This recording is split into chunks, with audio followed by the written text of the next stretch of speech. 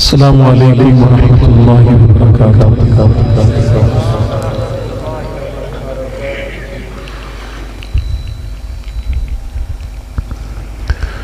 अल्हम्दुलिल्लाह नहमदुहु व नस्तईनुहु व नस्तगफिरुहु व नु'मिनु बिही व नतवक्कलु अलैहि व नऊज़ु बिल्लाहि मिन शुरूरि अनफुसिना व मिन सय्यिआति अअमालिना मन यहदिहिल्लाहु फला मुदिल्ल लहु व मन युद्लिल्हु फला हादिय लहु व नशहदु अन ला इलाहा इल्लल्लाह वहदहु ला शरीक लहु व नशहदु अन्न सय्यिदना व सनदना व नबियना व शफीअना व हादियना व मुर्शिदना व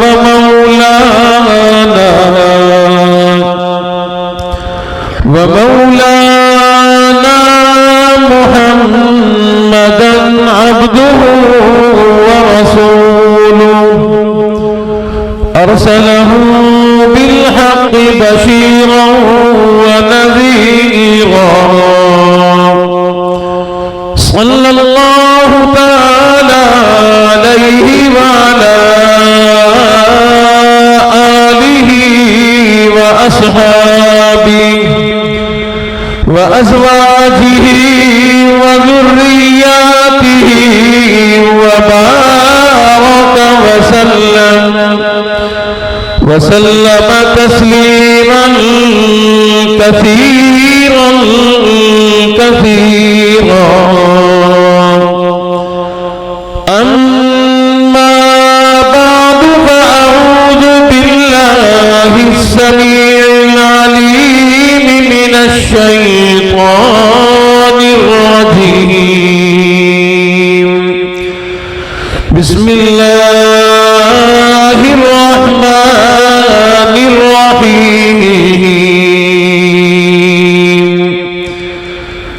इन्ना हाज़ल क़ुरआन यहदी लिल्लती हिया अक़वम व युबश्शिरुल मुमिनीन। वक़ाल अल्लाहु तबारक व तआला फ़ी मक़ाम आख़र लक़द कान लकुम फ़ी रसूलिल्लाहि उस्वतुन हसनह लिमन कान यर्जुल्लाह वल यौमल आखिर व ज़करल्लाह कसीरा। सदक़ल्लाहु मौलाना अलिय्युल अज़ीम व बल्लगना रसूलुहुन नबियुल करीम व नहनु अला ज़ालिका लमिनश शाहिदीन वश्शाकिरीन वल्हम्दुलिल्लाहि रब्बिल आलमीन। सारे हजरात मोहब्बत के साथ दरूद पाक पढ़ लें ताकि ये ख़त्म कुरान की बाबरकत महफिल और ज़्यादा नूरानी और वजदानी हो जाए। बुलंद आवाज़ से नमाज वाला दरूद पाक पढ़ें। अल्लाहुम्मा सल्लि अला मुहम्मदिन व अला आलि मुहम्मद कमा सल्लैता अला इब्राहीम व अला आलि इब्राहीम इन्नका हमीदुम मजीद। अल्लाहुम्मा बारिक अला मुहम्मद व अला आलि मुहम्मद कमा बारकता अला इब्राहीम व अला आलि इब्राहीम इन्नका हमीदुम मजीद।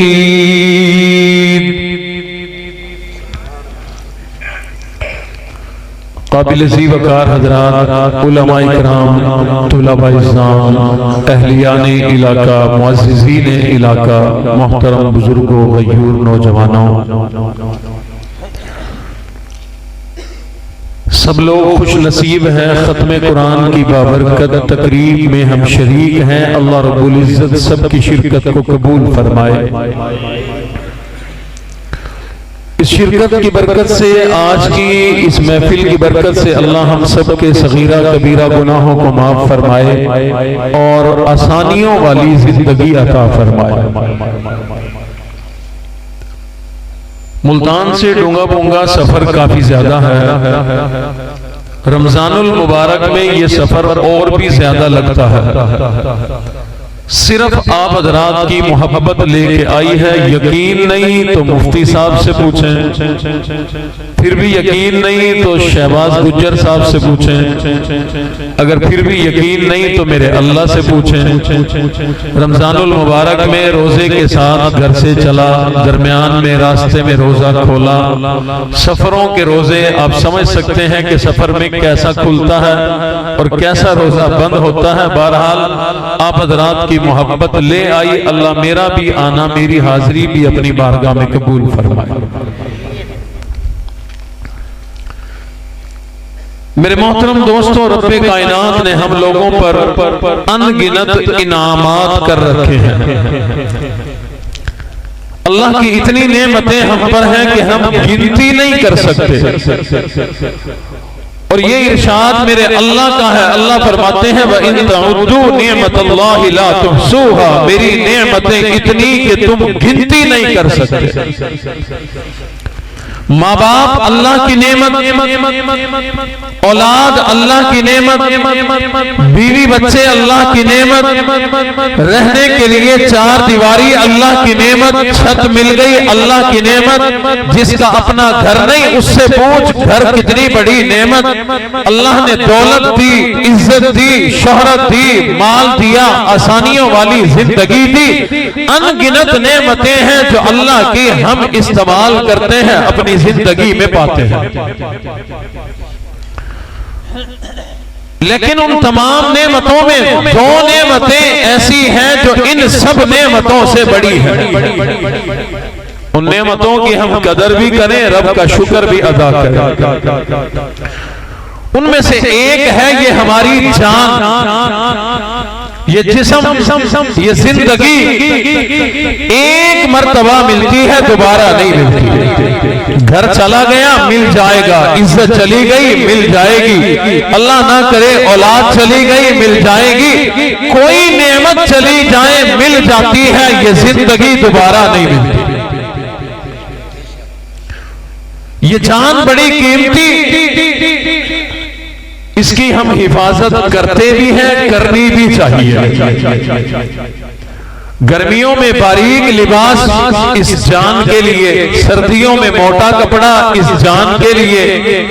छत बनाते हैं, दीवारें बनाते हैं, दरवाजा लगाते हैं, रात को बंद करते हैं, इस जान की दरिंदों चरिंदों परिंदों से, डाकुओं चोरों से हिफाजत के लिए हम बेशुमार काम करते हैं। इस जान की हिफाजत के लिए बहुत अच्छी बात है, करनी भी चाहिए। ये जान माल से भी ज्यादा कीमती हर आदमी समझता है। अल्लाह ना करे रात का वक्त हो, कहीं से आप गुजर रहे हो, कोई चोर आ जाए, डाकू आ जाए, अभी वो सिर्फ पिस्तौल निकालता है, मांगता कुछ नहीं, हम खुद निकाल के देते हैं, ले भाई माल ले जा, जान छोड़ दे। ये हमारी जान माल से भी ज्यादा कीमती। लेकिन मेरे मोहतरम दोस्तों, रब्बे कायनात ने एक नेमत हमें इस जान से भी ज्यादा कीमती अता फरमाई, वो है हमारा ईमान। रब्बे कायनात ने हमें ईमान अता फरमाया। रब की जात पर ईमान है, अपने नबी की जात पर ईमान है, कुरान मजीद पर ईमान है, सहाबा इकराम पर ईमान है, अहले बैत पर ईमान है। और लोगों, हम खुश नसीब लोग हैं, हम मुसलमान हैं, साहिब ईमान है। और अल्हम्दुलिल्लाह अल्लाह ने हमें बेहतरीन ईमान वाला बनाया। ये जान भी बड़ी कीमती, ये ईमान भी बड़ा कीमती। रब्बे कायनात ने हमें जो भी दौलत अता फरमाई, बड़ी कीमती अता फरमाई, लेकिन ये जान और ईमान अल्लाह ने हमें बड़ा कीमती अता फरमाए। ये बड़ी कीमती नेमतें हैं। जिस तरह हम माल देकर जान की हिफाजत करते हैं, मेरे मोहतरम दोस्तों, अल्लाह ना करे कभी कोई ऐसा वक्त आ जाए तेरे ईमान का मसला बन जाए, ईमान के दुश्मन पैदा हो जाए, ईमान के लुटेरे पैदा हो जाए। जिस तरह माल देकर जान बचाते हैं, तो मेरे मोहतरम दोस्तों, अगर ईमान का मसला बन जाए तो हम जान देकर अपना ईमान बचाएंगे।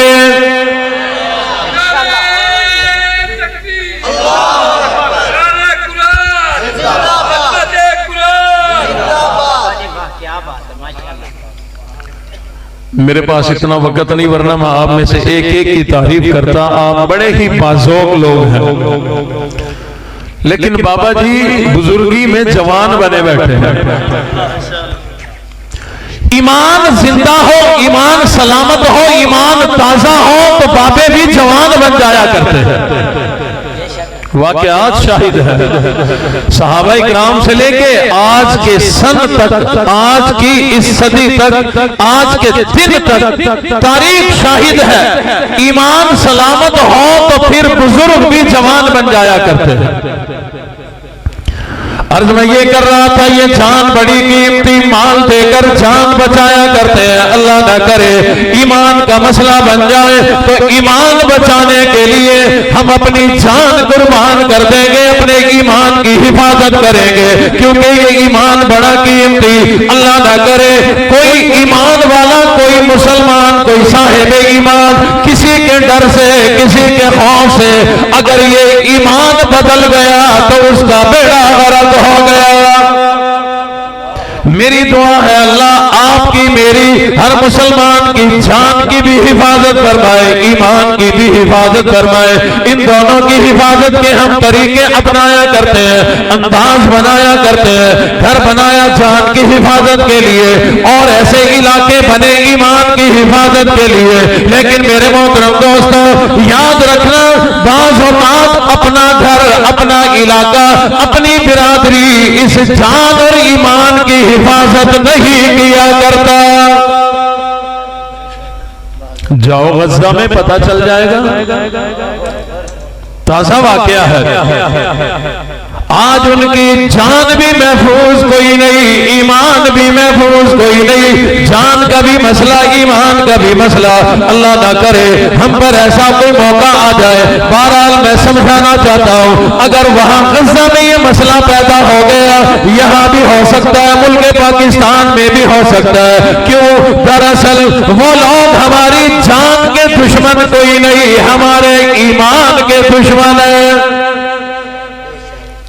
फलस्तीन के वो मुसलमानों की जान के दुश्मन नहीं।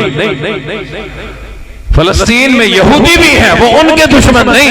ईसाई हैं, उनके दुश्मन नहीं। मुल्हिद गैर मुस्लिम है, वो उनकी जान नहीं ले रहे, उनकी हिफाजत कर रही है, उनके लिए खाना पीना राशन सामान भेज रही है। और ईमान वालों के ईमान के दुश्मन है, ईमान की वजह से जान के दुश्मन है। यही वजह है वो उनका ईमान तो नहीं निकाल सकते, जान लेने के दर पे है। बाज़ औक़ात अपना घर, अपना इलाका, अपनी बिरादरी, हम लोग भाइयों में, बिरादरी में इकट्ठे इसलिए बैठते हैं, हमारा कोई जान का दुश्मन पैदा हो जाए, मिलकर मुकाबला करेंगे, हिफाजत करेंगे।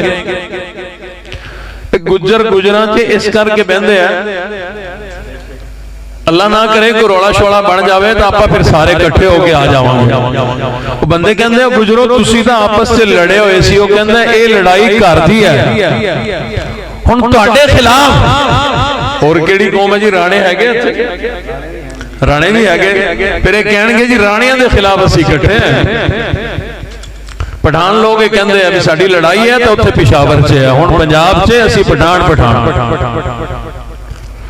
तो हम बिरादरी में, भाइयों में, खानदान के साथ मिलकर रहते हैं ताकि अपनी जान की हिफाजत करें, ईमान की हिफाजत करें। जब कभी कोई ईमान का मसला आता है, खत्म नबूवत पर कोई वार करता है, तो फिर सारे ईमान वाले इकट्ठे होकर बाहर निकलते हैं कि नहीं।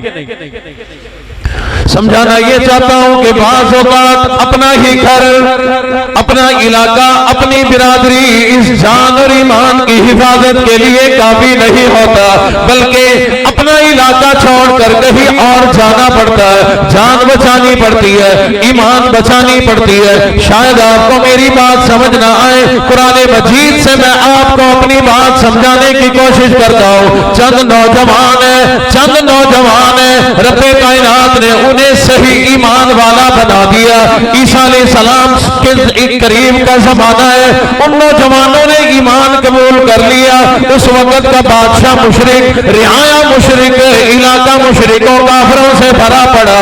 ये सही ईमान वाले नौजवान बन गए।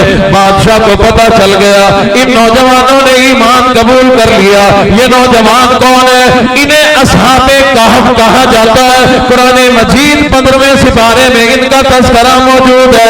रब्बे कायनात ने इन्हीं के नाम से पूरी सूरत कहफ कुरान का हिस्सा बना दी। बादशाह को पता चला ये ईमान वाले बन गए। अपने उसमें महल में बुला लिया, बुला करके कहने लगा मेरे इल्म में आया तुमने कोई नया ईमान कबूल कर लिया। ये बोले बिल्कुल हमने सच्चा ईमान कबूल कर लिया। बादशाह कहने लगा चंद दिनों की मोहलत देता हूं, जाओ सोच लो, आकर के ये ईमान बदल लो वरना तुम्हारी जान ले लेंगे। बात समझ में आई? मैंने कहा दरअसल ईमान के दुश्मन होते हैं, जान के नहीं। ईमान की वजह से जान लेते हैं। बादशाह कहने लगा चंद दिनों की मोहलत, जाओ सोच लो। ईमान बदल लिया, पुराने ईमान पे आ गए, यानी मुशरिक बन गए तो ठीक है, हमारे जैसे बन गए तो ठीक है, वरना तुम्हारी जान ले लूंगा। ये नौजवान महल से बाहर आ गए, वहां आकर मशवरा करने लगे, सोचने लगे लोगों बदलाओ, जान बचाएं या ईमान बचाएं। बचेगी तो एक चीज, ईमान बचाएंगे तो जान चली जाएगी। अगर जान बचानी है तो ईमान छोड़ना पड़ेगा। उनमें से एक कहने लगा ये भी कोई जगह है मशवरा करने की, आओ घर चलते हैं, घर जाकर बैठकर मशवरा करेंगे। उनमें से एक समझदार कहने लगा और लोगों इस वक्त ईमान के दुश्मन पैदा हो गए, हमारा घर हमारी हिफाजत नहीं करेगा, कहीं और जाना पड़ेगा। फिर कहां जाएं? उन्होंने कहा वो देखो वो गार नजर आती है, अरबी में कहफ कहते हैं, वो गार नजर आती है, चलो उसमें जाते हैं। अब घर नहीं जा सकते, हमारा घर, बिरादरी, खानदान हमारी जान ईमान की हिफाजत नहीं करेगी, बल्कि गार में जाना पड़ेगा। गार में आ गए। अब बताओ भाई जान बचाएं या ईमान बचाएं? उनमें से एक कहने लगा कि ईमान किस पे लाए हो? तुसी दसो।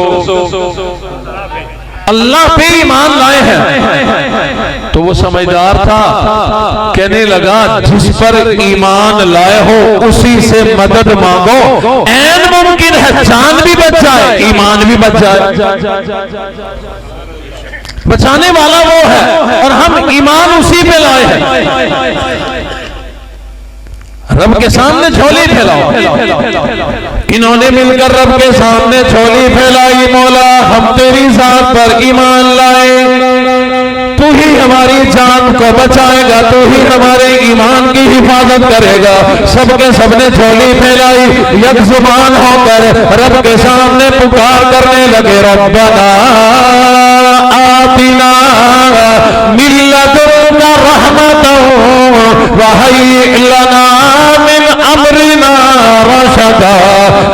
हमारे परवरदिगार ये हमारी जान के दुश्मन बन गए, ये हमारी ईमान के दुश्मन बन गए। मौला तू बड़ा मेहरबान है, तू बड़ा रहीम है, तू हमारा परवरदिगार है। जब ईमान तुझ पर लाए मौला मेहरबानी फरमा, रहमतों का नज़ूल फरमा, हमारी जान भी बचा ले, हमारा ईमान भी बचा ले। मैं कहा करता हूं कि इन्होंने पता नहीं किस तड़प के साथ दुआ मांगी होगी, पता नहीं किस तड़प से दुआ मांगी होगी। अल्लाह ने बड़े अजीब अंदाज में इनकी दुआ को कबूल फरमाया। पता नहीं तड़प कैसी होगी। मैं और तरफ जाना नहीं चाह रहा, लेकिन दिल चाह रहा है कि बात समझा दूं। एक दुआ है साडी गुजर साहब, एक दुआ अपनी है, अपन एक दुआ याद है बच्चों को भी बाबियां को भी, रब्बना आतिना वाली। ते ओ एडी स्पीड नाल असी मंगते हैं कि साडे अपने कन्नां नूं भी सुनाई नहीं देंदी, नाल दे नूं तो की सुनाई देवेगी।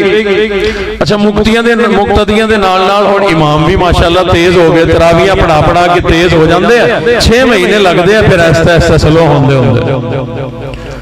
हमारी जो दुआ है ना, हमारी दुआ रब्बना आतिना फिद दुनिया हसना व फिल ऐसी मांगते हैं। तर्जमा तो इसका और है, तर्जमा तो है मौला हमारी दुनिया भी अच्छी बना, आखिरत भी अच्छी बना, जहन्नुम के अजाब से बचा। लेकिन जो हम मांगते हैं ना उसका मफहूम है, समझ ना आए तो नाराज ना होना, मफहूम बिल्कुल ठीक है। वो हमारी दुआ का मफहूम होता है मौला कोई शय देनी है तो दे दे, नहीं देनी ना दे। ईमानदारी से बताओ, हमारी दुआ का तर्जुमा यही नहीं बनता? ये हाथ जुड़े हुए हैं। हमारी दुआओं का मफहूम यही है, जैसी हम मांगते हैं ना, जिसम का केड़ा हिस्सा है जिहदे विच दुआ मंगदे टाइम खारिश नहीं होती। हजरत मैंने देखा ऐसी जगह होगी जहां हाथ नहीं पहुंचता दुआ के टाइम, हाथ पहुंचाने की कोशिश में दुआ खत्म हो जाती है। जब तो इस कोशिश में लगा मांगा क्या, फिर तो मफहूम यही निकलता है देना हो दे, नहीं देना ना दे। मैं कहता हूं यही जो लेने वाली बात है ना, देनी हो दे, नहीं देनी ना दे, इसी तरह से अपने किसी जिगरी यार सगे भाई से 5000 रुपए उधारे तो लेके दिखा, उसके सामने तो कभी खारिज नहीं हुई, उसके सामने कभी ऐसा जुमला नहीं बोलते कि समझ में ना आए, ऐसा साफ बेहतरीन बोलते हैं गुज्जर साहब मेरे भाई और चौधरी साहब माशाल्लाह। आज तो सूट भी बड़ा सोना पाया, आज तो वैसे शहजादे लग रहे हो, प्यारे लग रहे हो। ये वाल कित्थों कटाए हैं माशाल्लाह, सूट कित्थों सोया, जुत्ती वाजिबा की कहने तेरी जुत्ती दे। ये तारीफ हो रही है, उसको शीशे में उतारा जा रहा है, तलब पैदा की जा रही है, तवज्जो किया जा रहा है, मोहब्बत का इजहार किया जा रहा है। अब इतनी देर 20 मिनट तारीफ के बाद चौधरी साहब खुद कहते हैं भाई 10 लेना की है, वो कहते ज्यादा नहीं सिर्फ 5000 की लोड़। तो ये सब तुसी नाराज नहीं होना, तुहानू मैं नहीं कह रहा। मेरे मोहतरम भाई है, इन्होंने वेख के पिछले साल भी बड़ी खुशी हुई, अज भी साहिब सरवत लोग घट है जड़े दीनी प्रोग्रामां दी सरपरस्ती करते हैं, बहुत घट लोग है। तो इन्हां दी माशाअल्लाह हिम्मत नूं मैं दाद देना। पिछली मरतबा भी जदों मेरे ख्याल मैं आया सी तो उसी टाइम आ गए सी ते अखीर तक बैठे रहे, बड़ी मुहब्बत नाल बयान सुनिया। अज भी माशाअल्लाह काफी टाइम हो गया। तो जिस तरह हम अपने दोस्त से अपने भाई से पैसे मांगते हैं ना, बस इतनी सी भी हक नहीं है ये, इतनी मोहब्बत से भी अगर मांग ले तो दुआ कबूल हो जाएगी। हुज्जाज बिन यूसुफ तवाफ करने के लिए गया, बैतुल्लाह का तवाफ करने के लिए गया, तो बैतुल्लाह के करीब एक बाबा जी आंखों से नाबीना बैठे दुआ मांग रहे थे, मौला आंखें दे दे, ठोकरें खाता हूं, परेशान होता हूं, आंखों में रोशनी दे दे, बिनाई दे दे। कान लगाया, दुआ मांग रहा, गया एक चक्कर लगा के वापिस आया, कान लगाया यही दुआ है, फिर गया चक्कर लगा के आया, कान लगाया यही दुआ, तीसरा चक्कर लगा के आया, आकर के सलाम किया। बाबा जी ने जवाब दिया, पूछा जानते हो मुझे? कहा नहीं, आवाज सुनी सुनी लगती है, देख नहीं सकता, नाबीना हो, आंखें ही अल्लाह से मांग रहा हूं। कहा मैं हज्जाज हूँ, हज्जाज बिन यूसुफ। बाबा जी जानता था जालिम आदमी है, खड़ा हो गया एकदम, जी मुझसे क्या गलती हुई? कहने लगा गलती नहीं, ये बताओ कि क्या कर रहे हो? कहा दुआ मांग रहा हूँ। किससे? अल्लाह से। क्या मांग रहे हो? आंखें मांग रहा हूँ, अल्लाह मुझे आंखें दे दे। कहा आंखें मिल गई? कहने लगा नहीं मिली नहीं, काफी अरसा हो गया मांगते मांगते, अब भी मांग रहा हूं। कहने लगा कि मैंने तवाफ के 3 चक्कर लगा लिए, बाकी रह गए 4। ये मेरा तवाफ पूरा होते तक तेरी आंखें आ गई तो ठीक है, वरना तुझे कत्ल करा दूंगा। समझ आई बात? आंखें ठीक हो गई तो ठीक है, वरना तुझे कत्ल करा दूंगा। ये कह के चला गया, तवाफ कर रहे हैं। अब जब अगला चक्कर लगा के आया, देखा बाबा बड़े और से मांग रहा है। पहले तो दुआ सी ना साढ़े वाली कि या अल्लाह आंखें देनी हो दे, नहीं देनी ना दे। अब तवज्जो से क्यों? पहले सिर्फ आंखों का मसला था, अब जान का मसला बन गया। अब तो परेशानी और ज्यादा बढ़ गई, अब तो आंखों की जरूरत और ज्यादा बढ़ गई। हज्जाज कहता है मैंने देखा अब इसकी तलब भी बढ़ गई, मोहब्बत भी बढ़ गई, आरज़ू भी बढ़ गई। कहता है मैं अगला चक्कर लगा करके आया, मैंने देखा अब तो बाबा जी की आंखों में आंसू है, तड़प रहा है, दुआ मांग रहा है, बड़े गिड़गिड़ाहट से दुआएं मांग रहा है। अगला चक्कर लगा के आया, झुका बैठा है, जमीन पे गिरने के करीब है। हज्जाज कहता है मैं चक्कर पूरे करके बाबा जी के करीब आया, मैंने कहा हज्जाज आ गया और बाबा जी बदला क्या बना, आंखें मिली या ना मिली? बाबा एकदम खड़ा हो गया और कहने लगा हज्जाज रब की मेहरबानी, मेरी आंखें ठीक हो गई। हज्जाज कहने लगा जैसी दुआ तू पहले मांग रहा था, तमाम की तमाम जिंदगी भी मांगता रहता, आंखें नहीं मिलनी थी, क्योंकि तेरी दुआ में तड़प नहीं थी, मोहब्बत नहीं थी, लगन नहीं थी, रब के सामने आहाजारी नहीं थी, तेरे दुआओं के अंदर रब की तारीफ नहीं थी, कोई तलब ही नहीं थी, बेतलबों को कुछ मिला नहीं करता। लेकिन जब तुझे पता चला अब तो मेरी जान जाएगी, जान का मसला बन गया, तड़प भी आ गई, तलब भी आ गई, मोहब्बत भी आ गई, आरज़ू भी आ गई। तेरी इसी तलब पर मेरे अल्लाह ने फैसला करते हुए तुझे आंखें अता फरमा दी।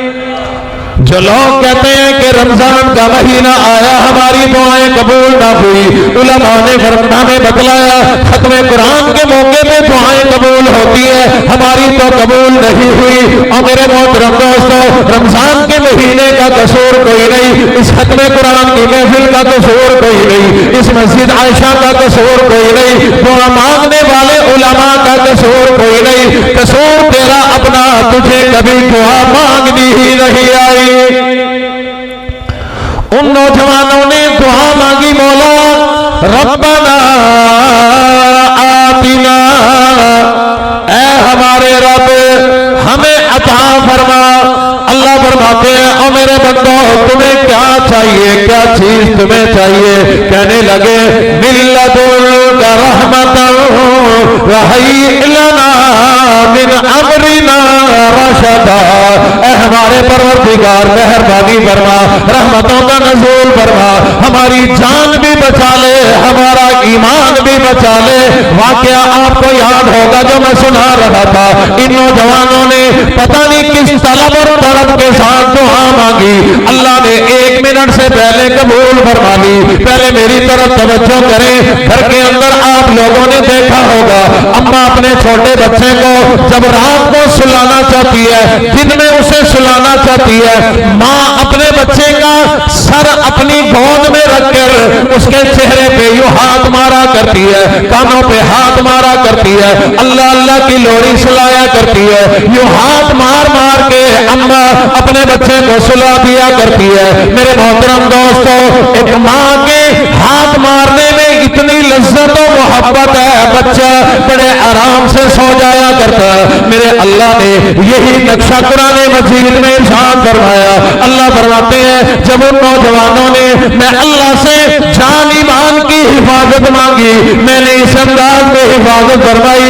फरमाया फज़रबना अला आज़ानिहिम, मैं अल्लाह ने उन लोगों के कानों पे हाथ मार मार के लोरी दे दे के सुला दिया।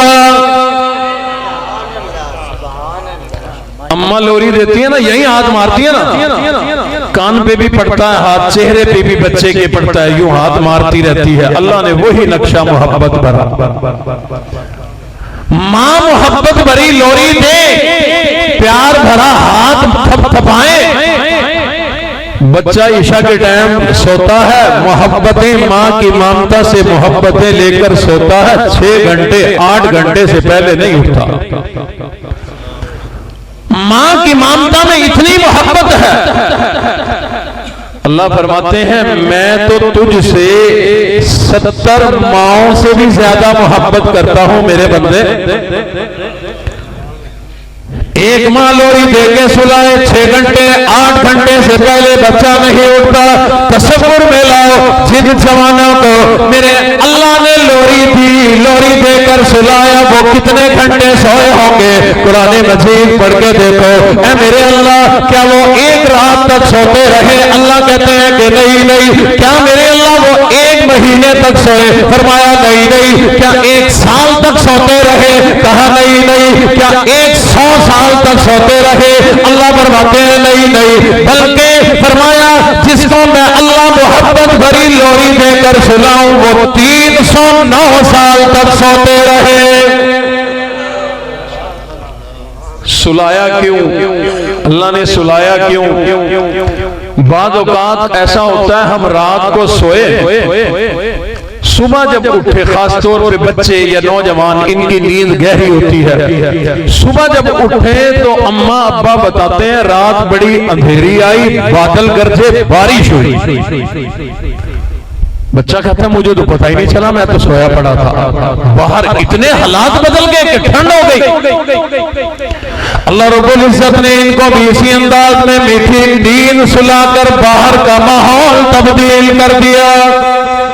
अल्लाह ने इन्हें सुलाया, करवटें दिलाते रहे ताकि इनका जिस्म न गल जाए, इनके जिस्म को कोई तकलीफ न पहुंचे। अल्लाह करवटें भी दिलाते रहे, हवा भी पहुंचाते रहे, इनको जिंदा भी रखा। अल्लाह ने इन्हें सुलाया, बाहर का माहौल तब्दील कर दिया। बादशाह बेईमान था, अब ईमान वाला आ गया। बाहर लोग मुशरिक थे, अब ईमान वाले आ गए। रब्बे कायनात ने बाहर का माहौल बदला, फिर इन्हें जगाया, जगा कर बाहर लाया। अब क्या हुआ? रब्बे कायनात ने इनकी जान की भी हिफाजत कर दी, ईमान की भी हिफाजत कर दी।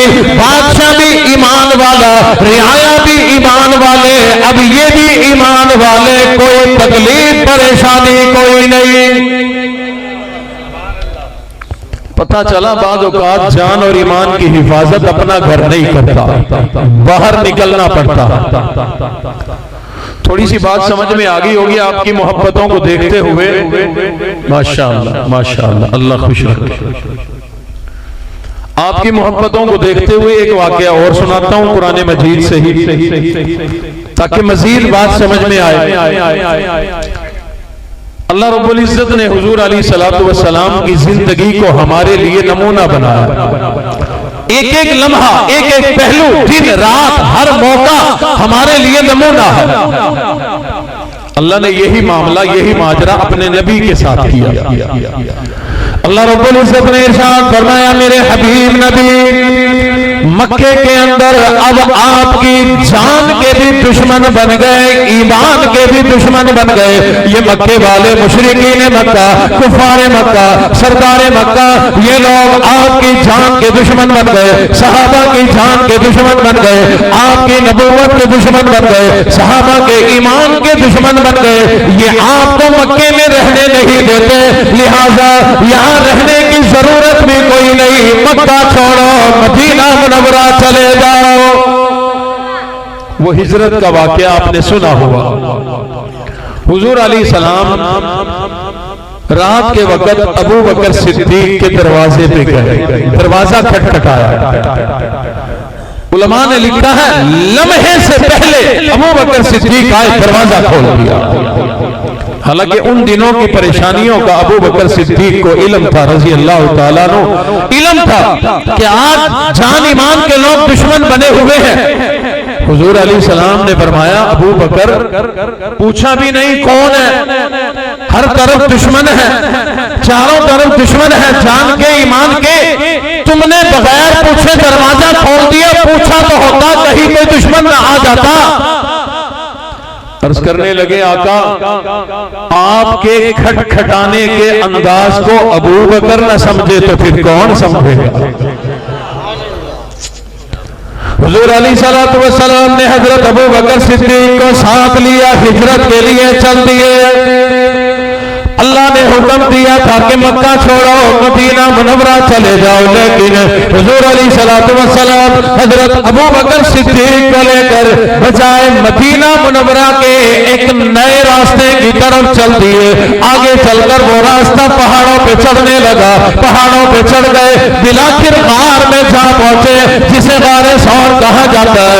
ऐ अल्लाह के हबीब नबी, आप यहाँ क्यों आ गए, गार में क्यों आ गए? फरमाते हैं कि रब्बे कायनात ने मेरी जिंदगी को कयामत तक आने वाले लोगों के लिए नमूना बनाना है। अल्लाह ने फरमाया लक़द कान लकुम फी रसूलिल्लाहि उस्वतुन हसना, मेरी जिंदगी नमूना बनेगी, आज का दिन भी नमूना बनेगा। आका वो किस अंदाज में फरमाया, ठीक है ये मदीना के रास्ते में तो गार आता कोई नहीं, लेकिन मेरे अल्लाह का आर्डर है, हुक्म है कि पहले गार में जाओ। गार में जाओगे तो जान बचेगी, गार में जाओगे नबूवत की सदाकत की हिफाजत होगी। और अल्लाह ने हिफाजत फरमाई। वहां अल्लाह ने कोई दस्ता जिन्नात का, फरिश्तों का खड़ा नहीं किया कि तुम यहाँ हिफाजत के लिए खड़े हो जाओ। वाकई आप सुनते रहते हैं, सबसे कमजोर तरीन मखलूक का सबसे कमजोर घर मकड़ी का जाला है, अल्लाह ने वो बुन दिया वहां पर। एक कबूतरी को भेजा, उसने वहां पर अपना घर बनाया, घोंसला बनाया, अंडे दे दिए। जाहिरन हिफाजत का जरिया क्या है? वो नाजुक सा जाला और कबूतरी और उसके अंडे।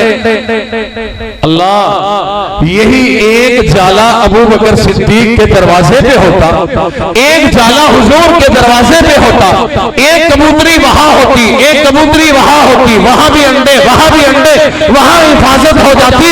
अल्लाह फरमाते हैं मैं खालिक हूं, मैं मालिक हूं, मैं मुहाफिज हूं, जहां चाहूं हिफाजत कर लो।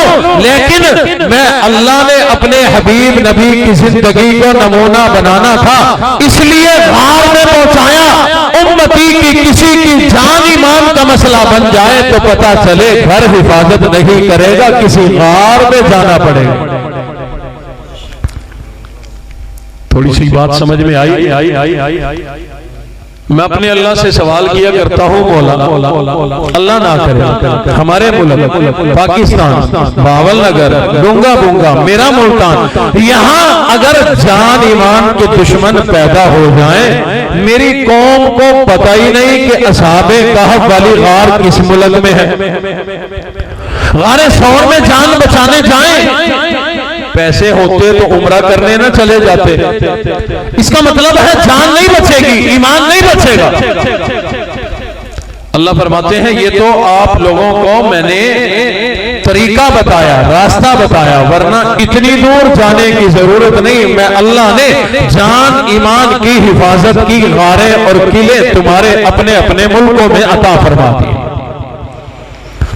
अल्लाह रब्बुल इज्जत फरमाते हैं कि कहीं दूर जाने की जरूरत कोई नहीं। हर मुल्क में, हर शहर में, हर बस्ती में, हर मोहल्ले में, हर गली के अंदर मैं अल्लाह ने तुम्हें जान ईमान की हिफाजत के किले अता फरमा दिए, गारें अता फरमा दी, ऐसी जगह अता फरमा दी। उन जगहों में आते जाते रहोगे, तुम्हारा ईमान भी बचेगा, जान भी बच जाएगी, जान ईमान की हिफाजत हो जाएगी। मौला वो कौन सी जगह हमें तो पता ही कोई नहीं, हमारे इल्म में कोई नहीं। अल्लाह फरमाते हैं जान और ईमान बचाने की पहली बार ये है, फरमाया वअल मसाजिद लिल्लाह, ये मस्जिदें मैं अल्लाह के घर है, तुम्हारी जान ईमान की हिफाजत के किले हैं। इन मस्जिदों में अगर आते रहोगे, मैं अल्लाह के घर में आते रहोगे, मेरे अल्लाह के घर में आना जाना अगर लगा रहेगा, तुम्हारी जान भी बच जाएगी, तुम्हारा ईमान भी पक्का हो जाएगा, ईमान भी मजबूत हो जाएगा, ईमान भी महफूज हो जाएगा। हकीकत बात है मेरे मोहतरम दोस्तों, हमें ईमान मिला ही मस्जिदों से है। बच्चा जब जाता है मस्जिद में पहली मर्तबा उसे वुजू करना आता है। कसम उठा के बताओ, अम्मा सिखाती है? अम्मा नु आपको ही सिखा जावे बड़ी गल है, उसको खुद नहीं आता वुजू करना। जिन्हें आता है अल्लाह उन्हें सलामत रखे। बहरहाल आता हो माँ को, कभी माँ ने जरूरत महसूस नहीं की कि मैं अपने बच्चे को वुजू करना सिखाऊं। छोटा बच्चा है। अब्बा जी रहमतुल्लाह अलैह ने भावलपुर में एक मर्तबा बयान किया, बड़ा अजीब बयान था वो। उसमें कुरान और कुरान वालों की शान और लोगों की जो गफलतें हैं उसके बारे में तफसील से बयान फरमाया। तो उसमें एक बात फरमाई कि एक माँ का एक बच्चा जाता है स्कूल में, एक जाता है मदरसे में। स्कूल वाले को अम्मा सुबह सुबह नहलाती है, धुलाती है शैम्पू से, उसको टूथपेस्ट कराती है, नई वर्दी धुली हुई पहनाती है, नाश्ता कराती है, उसे पैसे भी देती है, ये जहां वहां खाना तुझे कहीं भूख न लग जाए, रवाना करती है, टाटा बाय बाय मोहब्बत के साथ रवाना। करीब मदरसे वाला बच्चा खड़ा होता है, वो कहता है अम्मा मैं भी मदरसे जाना है, मेरा भी मुंह धो दे। अम्मा कहती है चल उत्थे मसीते जी टूटी लगी है, किस वास्ते लगी है, उत्थे जानी आपे तो हल जाएगा तेरा मुंह। माए बाज औकात माए ही कुरान और कुरान वालों की मोहब्बत नहीं डालती, अजमत नहीं डालती, शान और फजीलत नहीं डालती बच्चे के दिल में। बहरहाल बच्चा आता है मस्जिद में, वही देखा उसने पहले दिन तो जो चीज उससे पहले धुली वही धोली। फिर आहिस्ता आहिस्ता देखता है कि हमने देखा बाबा जी पहले कुल्ली करता है, नाक में पानी डालता है, मुंह में, बच्चे को थोड़ा थोड़ा करना आ गया। एक दिन ऐसा आता है कि उस बच्चे को बड़ों से भी अच्छा मसा करना आता है। बच्चे बड़े प्यार से मसा कर रहे होते हैं, मैं बच्चों को देखकर अपना मसा, अपना वुजू बाज़ औक़ात ठीक कर रहा होता हूं। यानी पूरा करना तो हमें भी आता है, लेकिन जो लज्जत जिस मोहब्बत से बाज बच्चे कर रहे होते हैं बड़ों को नहीं करना होता। एक होती है नमाज और एक होती है नमाज की मोहब्बत, नमाज का अदब, नमाज का खुशू खुलूस। इसी तरह वुजू का भी खुशू खुलूस होता है जो हर आदमी को नहीं आता। समझाना ये चाहता हूं कि मस्जिद में जब आया बच्चा उसे वुजू करना आ गया, ईमान सीखना शुरू हो गया। आहिस्ता आहिस्ता इसे नमाज पढ़नी नहीं आती, लेकिन इसे पता चल गया पहले यूं खड़ा होना है, फिर रुकू में झुक जाना है, पता कोई नहीं पढ़ना क्या है। बिलाखिर तहियात में बैठकर उंगली उठानी भी आ जाती है, पढ़ना नहीं आया।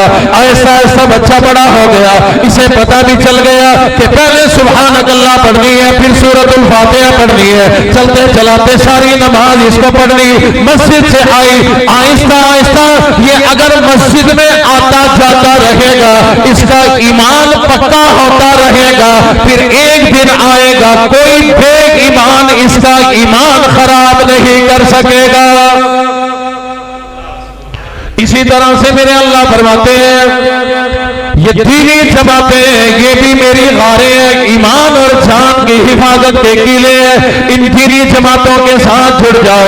दीनी जमातों में जब आओगे ये लोग सबक ही पहला यही पढ़ाया करते हैं कि अल्लाह से सब कुछ होने का यकीन। थोड़े बंदे ने टाइम लगा, कईयों को पता ही कोई नहीं मैं की आख्या। किस किस को मेरा ये जुमला समझ में आया? झूठा हाथ खड़ा नहीं करना, मैं खड़ा करके उन पूछना भी है कि दसो आगे के सारे हाथ चल रहे। वो कहते हैं पहला समझ यही पढ़ाते हैं अल्लाह से सब कुछ होने का यकीन, मखलूक से कुछ ना होने का यकीन। भाई ये ईमान नहीं तो और क्या है। इसी तरह से मेरे अल्लाह फरमाते हैं कि आओ अल्लाह वालों की खानगाहों में आ जाओ, अल्लाह वाले तुम्हें पहला सबक यही पढ़ाएंगे कि देने वाली जात अल्लाह की, लेने वाली जात भी अल्लाह की, बेटा देने वाला अल्लाह, बेटी देने वाला अल्लाह, जितने मर्जी जोर लगा लो, इलाज करा लो, ना देने वाला भी मेरा अल्लाह, इज्जतें देने वाला अल्लाह, रोजी रिज़्क़ का मालिक अल्लाह। अल्लाह वालों के साथ अपनी निस्बत जोड़ लो, ताल्लुक जोड़ लो, ईमान पक्का हो जाएगा, ईमान महफूज हो जाएगा।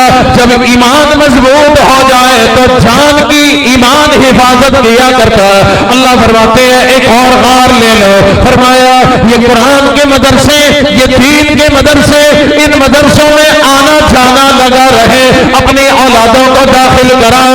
ये बच्चे आकर यहाँ कुरान पढ़ेंगे, दीन का सबक सीखेंगे, ये ईमान सीख कर आएंगे। एक बच्चे की वजह से पूरे खानदान का ईमान मजबूत हो जाएगा। एक बच्चा मदरसे में आता है, बच्चे की फिर आदत होती है जो सीखता है ना स्कूल से, मदरसे से, कहीं से भी, बच्चे की आदत होती है जो सीख के आता है घर आके अपने भाई, अपने बहन, अम्मा अब्बा को बताया करता है कि आज मैंने ये सीखा। पहले दिन बच्चे ने वुजू करना सीखा, घर आके बताता है वुजू ऐसे है। उस्ताद ने बताया कि तयम्मुम ऐसे होता है, तो आके घर बताता है कि तयम्मुम ऐसे होता है। बच्चे की आदत है। एक बच्चा मदरसे में भेजा, वो एक बच्चा वहां से ईमान ला ला कर पूरे खानदान को देता रहता है। फिर एक दिन मदरसे में होता है जलसा, बच्चे की दस्तारबंदी का। हो गई आज दस्तारबंदी, होनी है। अब एक बच्चे की वजह से उसके वालिद आए बैठे होंगे, भाई आया होगा, चचा आया होगा, ऐसे ही है ना जी। कई अफराद घर के आए और उन 2-3 बच्चों के लिए आप इतने सारे लोग आए बैठे हो। आपकी तो दस्तारबंदी नहीं, बच्चे की है। बच्चे की वजह से आए। एक तो उसने वहां से ईमान ला ला के घर पहुंचाया, घर में दिया, उसकी वजह से ईमान घर में पहुंच गया। और दूसरा ये कि ऐसे जलसे जब मसाजिद में, मदारिस में मुनअकिद होते हैं, उलमा सुलहा कोई ऐसी बात कर जाते हैं कि ईमान भी पक्का, जान भी बच गई। तो इन मदारिस के अंदर खुद भी आते जाते रहे और हर घर का एक बच्चा मदरसे में होना चाहिए। आप में से सबके हैं मदरसों में, जिसका नहीं है यहीं बैठे बैठे अपने अल्लाह से वादा करे, इरादा करे कि मैं अपने बच्चे को मदरसे में दाखिल कराऊंगा। अगर आप समझते हैं बच्चे की उम्र निकल गई या किसी का बेटा नहीं, बेटी को मदरसे में भेजो। बनात के मदरसे भी आपके डोंगा बोंगा में है। बेटी को हाफजा बनाओ, आलमा बनाओ, दीन की दाइया बनाओ। अगर बिल फर्ज अल्लाह ने औलाद ही नहीं दी, मेरी दुआ है अल्लाह अता फरमाए। गल हुई है इन्नी ढिलियां अमीन कहणगे तो फिर लभदा कुछ नहीं। असल से मैं पहली मर्तबा कहीं जाता हूँ ना नवी जगह, जिन्होंने मुझे देखा हुआ ना हो, फोन पे बड़ा अदब कर रहे होते हैं, बड़ी मोहब्बत, कारी साहब का बेटा। उनके जहन में ये होता है, नौजवानों के जहन में, कि कारी साहब को गए हुए बड़ा अरसा हो गया, तो उनके बेटे भी बूढ़े बापे होंगे। जब हम गाड़ी से उतरते हैं तो देख के वो पहले तो कोई और बुजुर्ग हमारे साथ हो, उसको समझ जाते हैं कि ये है बिलाल अमीन, और माशाल्लाह हमारे हिस्से का सारा प्रोटोकॉल उन्हीं को मिल जाता है। मुझे बड़ी खुशी होती है। तो जब हम माइक पे आते हैं, सोफे पे आते हैं, तो कई सोच रहे होते हैं भी इसने क्या बात करनी है। इहदे नाल दे मुंडे खुंडे साडे कोल वावा सारे है गए। मैं पिछले दिनों गया तो मुझसे एक बुजुर्ग आलिम से पूछने लगे आपकी उम्र कितनी है। मैंने कहा जी है 45 साल। ठीक है, वो भी चुप हो गए, उन्होंने भी नहीं लगता कि 45 का है। मैंने कहा जी 45 साल। वो हैरानगी से देखने लगे, मुझे कहने लगे लगते तो नहीं हो। मैंने कहा कितने का लगता हूँ? कहने लगे जी 30-35 के लगते हो। मैं कहा जी तेरे मुंह च क्यों शक्कर, बंदे अपनी उम्र लुकाते हैं। मैं सही दसी, तुसी मेरी लुका रहे हो। अल्लाह तुहानू खुश रखे। तो आप लोगों ने भी आमीन ढीली इसलिए कही कि ये मुंडा कुंडा नौजवान, इसकी दुआ कहाँ कबूल होती है। मैं कहा करता हूं कि मेरे पल्ले तो कुछ नहीं, सिर्फ एक चीज है, इन रगों में वली का खून है। उसे तो वली मानते हो ना, तो शायद मेरी भी कबूल हो जाए। निस्बतें तो वही है ना जी, अल्लाह करेगा किस्मतें भी वही बन जाएंगी। देर ना हो जाए, बातें बड़ी याद आती हैं बीच में। अब्बा जी रहमतुल्लाह, शायद मैंने पिछले साल सुनाया था आपको, अब्बा जी रहमतुल्लाह ने बयान करने के लिए गए सरगोदा। एक बुजुर्गों ने मुझे ये बात सुनाई, वहां सरगोदा में बयान करने के लिए गए तो बयान का अखीर था, जैसे अभी अखीर है। तो एक सियानी उम्र का बंदा खड़ा हुआ, कहने लगा कारी साहब बड़ा अरसा हो गया मेरी शादी को, औलाद कोई नहीं, दुआ करो अल्लाह औलाद अता फरमाए। कारी साहब पता नहीं किस मौज में थे, फरमाने लगे पूरे मजमे को बताओ किस किस की औलाद नहीं। फरमाया दुआ मैं करूंगा, देगा मेरा अल्लाह। तो 25 लोग खड़े हो गए जिनकी औलाद नहीं थी, 25 लोग। तो कारी साहब ने फिर मुझे फरमाया दुआ मैं करूंगा, देगा मेरा अल्लाह, लेकिन वादा करो अल्लाह बेटा दे तो उसको कुरान का हाफिज बनाओगे। उनमें से एक कहने लगा कारी साहब हम तो औलाद को तरसते हैं, अगर अल्लाह ने बेटी भी दे दी तो उसको हाफिजा बनाएंगे। बहरहाल कारी साहब ने दुआ की, लोगों ने आमीन कही। अल्लाह की शान, जिन बुजुर्गों ने मुझे ये वाकया सुनाया वो कहते हैं अल्लाह की शान, अगले साल अल्लाह ने मुझे बेटा अता फरमा दिया।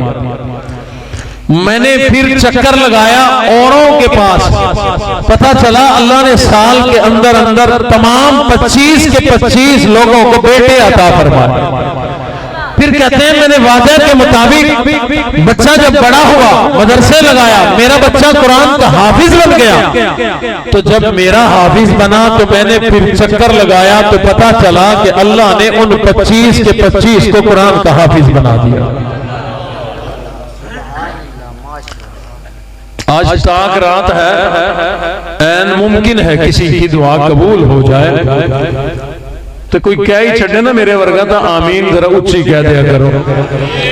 अभी तो मैंने आपको बता दिया वो बुजुर्गों वाला वाकया जो आंखें मांग रहे थे, तो उन्होंने कहा कि ऐसे मांगते रहते सारी जिंदगी मांगते नहीं मिलने वाली थी। तो बहरहाल बात दूर न चली जाए, मैं वापिस आता हूँ। मदरसे में एक बच्चे को दाखिल कराया, एक की वजह से माँ बाप का सबका ईमान मजबूत हो रहा है। दरमियान में मैं बात ये कर रहा था जिसकी औलाद कोई नहीं, तो वो मेरी बात कैसे माने। भिखारी साहब ने कहा था औलादों को मदरसे में दाखिल कराओ, तो मेरी दुआ है अल्लाह उसको औलाद अता फरमाए, अल्लाह उसे बेटा अता फरमाए। और अगर नहीं है, मदरसों में बच्चे पढ़ते हैं, किसी एक बच्चे को अपना बच्चा बना ले। तेरा बच्चा पढ़ता उस पर भी तो खर्चा करता, उसे कपड़ा पहनाता, जूते लेके देता, ईदी देता, रोटी खिलाता, जरूरियात पूरी करता, रोजाना खर्चे देता, उसको 10, 20, 30, 50 रुपए रोजाना दे के भेजता। अगर तेरी सगी औलाद होती उस पर खर्चा करता। मैं कहता हूँ एक बच्चे का अपने जिम्मे ले ले, किसी मदरसे में जाके कारी साहब मैं नहीं जानता कि वो बच्चा कौन है, बस मेरी तरफ से एक बच्चा मुंतखब कर दो कि इसका खर्चा मैं करूंगा, ये रोटी मेरी तरफ से खाएगा। और ज्यादा मुश्किल नहीं है, मदरसे वाले रोजाना चरगे नहीं खाते, रोजाना बर्गर नहीं खाते, इन्हें जो अल्लाह की तरफ से मिलता है शुक्र अदा करते हैं, रब कभी और बंदों कभी, कि जिसके जरिए से रोटी मिली, जिस रब ने रोटी दी, दाल पतली हो या मोटी, गोश्त पके या सब्जी अच्छा हो या दिल को नहीं भाता, बस ये दुआएं करते हैं। एक बच्चे को अपना बच्चा बना, खर्चा कर, ऐन मुमकिन है वही बच्चा कयामत वाले दिन तेरी उंगली पकड़ के रब के हुजूर ले जाएगा, तेरी दस्तार बंदी, वो सोने का ताज पहनाएगा और उंगली पकड़ के तुझे जन्नत में ले जाएगा। बहरहाल अल्लाह रब्बुल इज्जत ने हमें रास्ता दिखाया कि ये मस्जिदों में आते जाते रहो, ये जान ईमान बचाने के किले हैं। दीनी जमातों के साथ जुड़ जाओ, ईमान की मजबूती के ये किले हैं। अल्लाह वालों की खानकाहों में आ जाओ, ईमान मजबूत हो जाएगा। मदरसों में आ जाओ, तुम्हारा ईमान भी महफूज हो जाएगा, जान भी महफूज हो जाएगी। एक आखिरी बात करने लगाओ, अल्लाह फरमाते हैं और मेरे बंदो इस कुरान मजीद से अपना रिश्ता जोड़ लो, ताल्लुक जोड़ लो, मोहब्बत करो। इसको पढ़ने पढ़ाने वाले बन जाओ, इससे मोहब्बत करने वाले बन जाओ। ये कुरान मजीद ऐसी किताब है, इसकी वजह से ईमान भी बच जाया करता है, जान भी बच जाया करती है।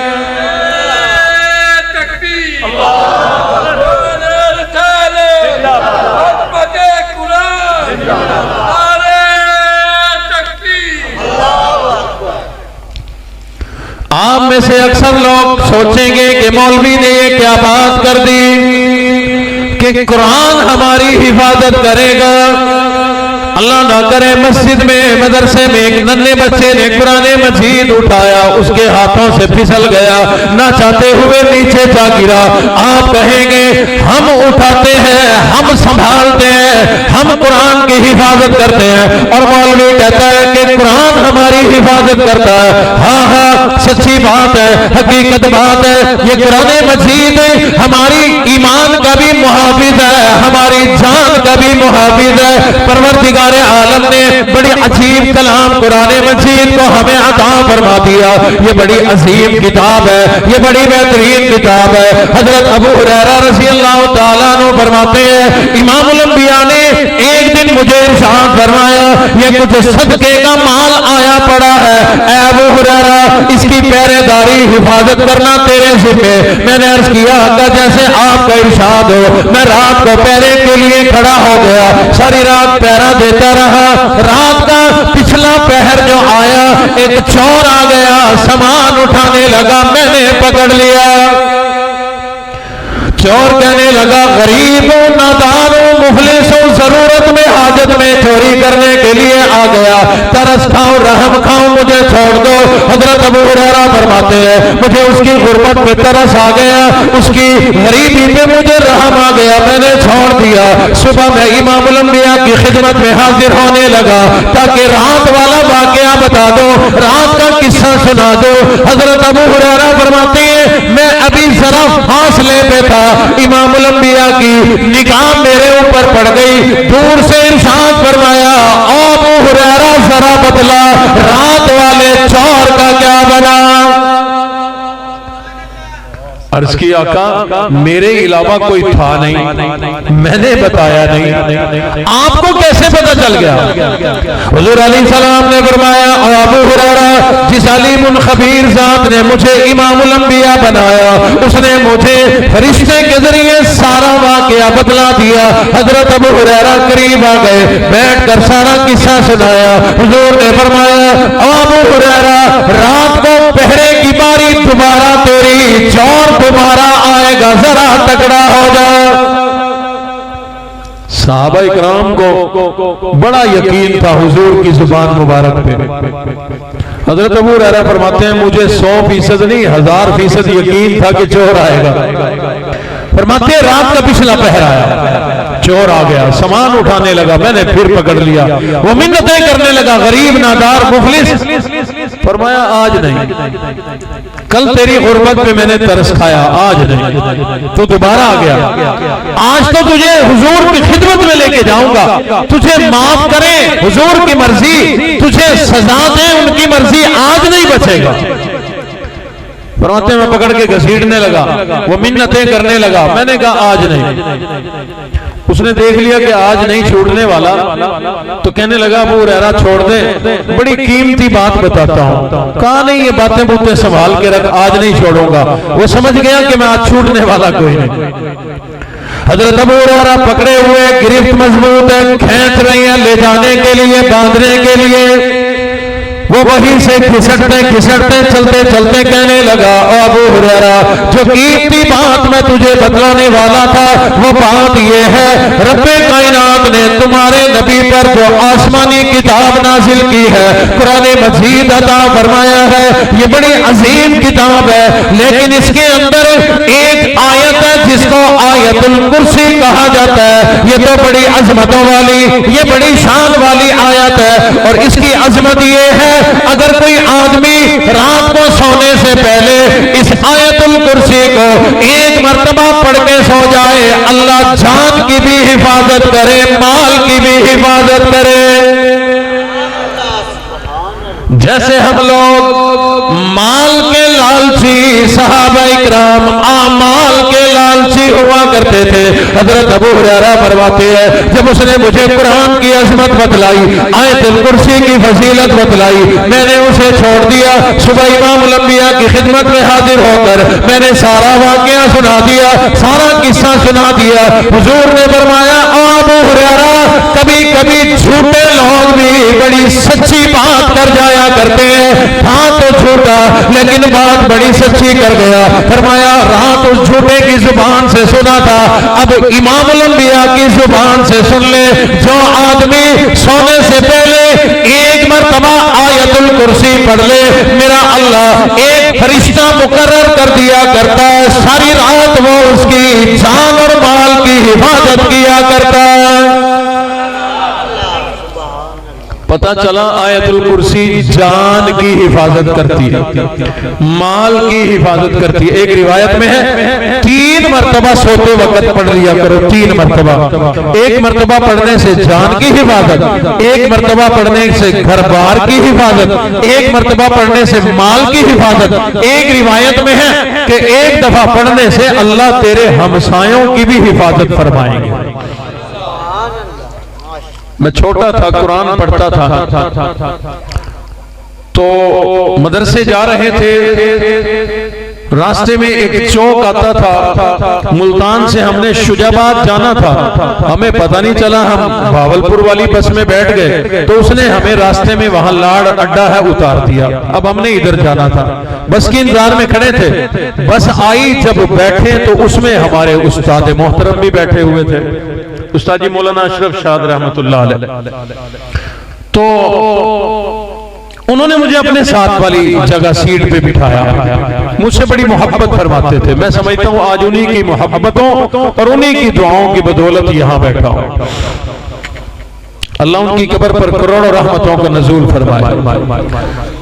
मैं साथ बैठा, मुझसे हाल हवाल पूछा, घर में ठीक थे, सब ठीक थे, वाली साहब ठीक थे, सारा हाल हवाल करके जब बस चलने लगी ना, मुझे फरमाने लगे, बेटा आयतुल कुर्सी पढ़ी है? मैंने कहा जी आती है, अब नहीं पढ़ी। फरमाया पढ़ो। मैंने कहा उस्ताद जी फायदा क्या होगा? मैंने वहीं बैठे बैठे फजीलत भी हासिल कर ली। मैंने कहा उस्ताद जी फायदा क्या होगा? फरमाने लगे पढ़ोगे तुम, अल्लाह तुम्हारी वजह से इस पूरी बस की हिफाजत फरमाएंगे। गालबन सन 86 की बात है, ऐसी पल्ले बांधी। सफर जब शुरू होता है आयतुल कुर्सी मैं नहीं भूलता। तो पता चला आयतुल कुर्सी जान की हिफाजत करती है। एक बात तो मिल गई ना जी, पीछे बचा ईमान। तो मैं कहा करता हूं मेरे कहने से अपने इलाके के, अपने मसलक के मुस्तनद आलिम से एक मर्तबा आयतुल कुर्सी का तर्जमा और मफहूम समझ ले, सुन ले मोहब्बत के साथ, अल्लाह तेरे ईमान की भी हिफाजत कर देंगे। क्योंकि इसी आयतुल कुर्सी के अंदर मेरे अल्लाह की कुदरत और अज़मत और फजीलत और शान मौजूद है। जिसकी समझ में रब आ गया, उसकी समझ में सब आ गया। ये दीनी मदारिस, ये कुरान मजीद, ये मदरसे, ये मस्जिदें, ये तमाम के तमाम हमारी जान और ईमान की हिफाजत के किले हैं। लेकिन रब की शान है, ये हिफाजत उस वक्त करेंगे जब हम मस्जिद को बनाएंगे। मस्जिद होगी तो हमारी हिफाजत करेगी, मदरसा होगा तो हमारी हिफाजत करेगा, हमारे इलाके में कोई कुरान पढ़ने पढ़ाने वाला होगा तो हमारी हिफाजत होगी। पहले हम इनको बनाएंगे, फिर ये हमारी जान भी बचाएंगे, ईमान भी बचाएंगे। अपने अपने ईमान का तहफ्फुज करना है। जरा तुसी ढिला बोलते हो ना, मेरा दिल करता छड़ के चला जाऊं। करेंगे अपने अपने ईमान की हिफाजत, करेंगे अपनी अपनी जान की हिफाजत। कैसे? मस्जिदें बनाओ, मदरसे बनाओ। अच्छा, हमने ये समझा हुआ है कि ये हमने एक अलग से शोबा बनाया हुआ, ठेका दिया हुआ मौलवियों को, यही बनाया। नहीं नहीं मेरे मोहतरम दोस्तों, जिसे मोहब्बत हो ना, मोहब्बत। टिब्बा सुल्तानपुर, गुजर साहब आप ज्यादा जानते हैं, हमारे मुल्तान से पहले विहाड़ी रोड पर जो है टिब्बा सुल्तानपुर इलाका है। एक हकीम साहब थे, न हाफिज न कारी न आलिम, कुछ भी नहीं। पहली मर्तबा जब उन्होंने बुलाया तो मस्जिद दीवारें बनी हुई थी, छत डलनी थी, उसी के लिए उन्होंने प्रोग्राम रखा था। अल्हम्दुलिल्लाह आरफी साहब आए, उन्होंने डट के नात पढ़ी, हमने रज के बयान किया, अल्लाह ने छत डलवा दी थी। मुझे बाद में पता चला भी बनाने वाले ना हाफिज ना कारी ना आलिम। मैंने एक दिन फिर उनसे मोहब्बतें बढ़ गई, मैंने पूछा, मैंने कहा हकीम साहब ये बनाई क्यों? कहने लगे जी मैं बड़ी कुर्बानी के साथ बना रहा हूं। एक तो मेरे वालिद की ख्वाहिश थी, मैं अपने वालिद की ख्वाहिश पूरी करने के लिए मस्जिद बना रहा हूं। वालिद दुनिया से रुखसत हो गए, वालिद ने मुझे कहा था मेरी ख्वाहिश है, वसीयत नहीं थी, ख्वाहिश। कहते बस मैं अपने वालिद की ख्वाहिश पूरी कर रहा हूं। मैंने कहा कारोबार? कहते जी बस यही मामूली सी हिकमत है। मैंने फिर कैसे बन रही है? कहने लगे जी बड़ी कोशिश की कि कोई जगह हो, इंतजाम हो जाए, मैं अलग से किसी जगह पे मस्जिद बनाऊं। इंतजाम नहीं हुआ, मेरी दाढ़ी चिट्टी हो गई, पता नहीं किस दिन मैं दुनिया से रुखसत हो जाऊं, लिहाजा मैंने अपने घर की जगह को अल्लाह का घर बना दिया। मैंने कहा आप कहां जाओगे? कहने लगे जी कुछ अरसा बैठा हूं, फिर किराए पे चला जाऊंगा। अल्लाह अकबर, अल्लाह अकबर। जिन्हें कदर हो ना, कदर, हमें अपने घर की कदर है, कैसा बनाते हैं। गरीब भी कोशिश करता है अच्छा